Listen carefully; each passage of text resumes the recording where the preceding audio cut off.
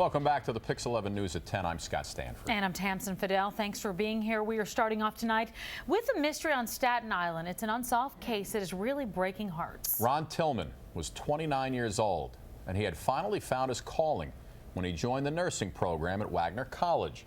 Then he became the victim of a fatal hit and run. That's tonight in Mary Murphy's Mysteries.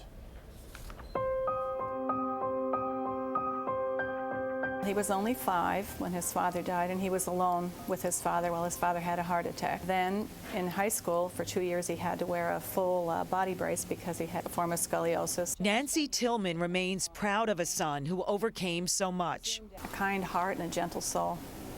Never judgmental about anybody. Ronald Tillman, known as RJ, struggled in school with ADHD, but eventually the Syracuse native earned a film degree at Brooklyn College and traveled the world. He's been to Australia, Israel, Egypt. For a while, it seemed, RJ was struggling to find his true vocation. And then he found the nursing program at Wagner College on Staten Island. He didn't struggle, so either that means you're really smart or you really like it. Professor Anne-Marie Dowling even remembered when RJ sat in her lecture hall. He would always sit up in this location. For 7 months, RJ wore a white lab coat and green polo shirt, Wagner's school color. He took the time to visit the elderly at a local nursing home. How much did RJ love his nursing? He was ecstatic that he found something he really liked, and he said, I know I'm going to be good at this. On Lincoln's birthday in 2012, 29-year-old RJ Tillman was studying for one of the toughest tests of his semester, surgical med. His bicycle was parked outside Wagner's library. His mother texted him at 6:30 p.m. My last thing was, I said, well, don't study too hard, go home and get some rest. But RJ Tillman never made it home. This is called a ghost bike. It's painted all in white, and it's here at the spot where Ronald Tillman was hit on February 12, 2012 on Howard Avenue. It was about 9 p.m. when he left the library, and he was cycling downhill against traffic because the sidewalk on the other side of the street was all broken up. When he was found, he was lying motionless, his face down, his backpack, his bicycle, and one of his sneakers scattered on the road. I got a call at about 1:45 in the morning from a police officer, and he said, is this Nancy Tillman? Yes. Do you have a son that goes to Wagner College? Yes. He said, well, I'm just calling to tell you that he was in an accident this evening. And you know, my first thing was, is he okay? And I'm thinking in my head, broken arm, broken leg. And he said, no, I'm sorry, he passed away. I mean, I can still hear his voice in my head when he said that. We met as a class. Of course, we didn't have the test. We met as a class.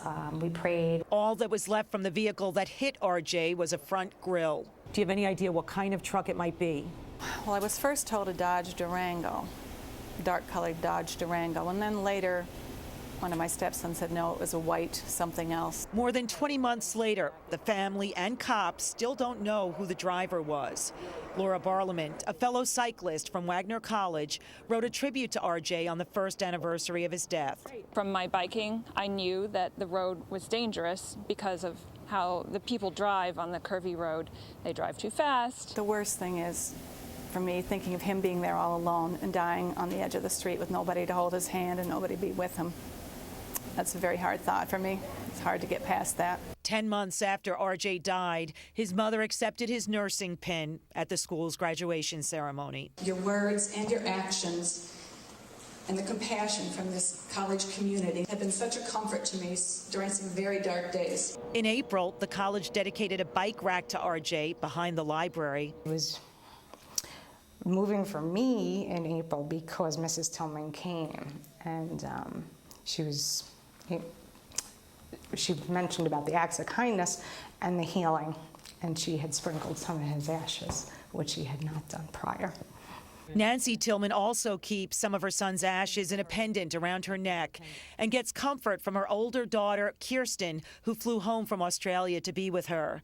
But not knowing the true circumstances of RJ's death still pains her. It would be nice if the person who came forward and took the punishment and said sorry. I'm not out for vengeance, just to kind of fill in the pieces for us. I'm Mary Murphy, PIX 11 News.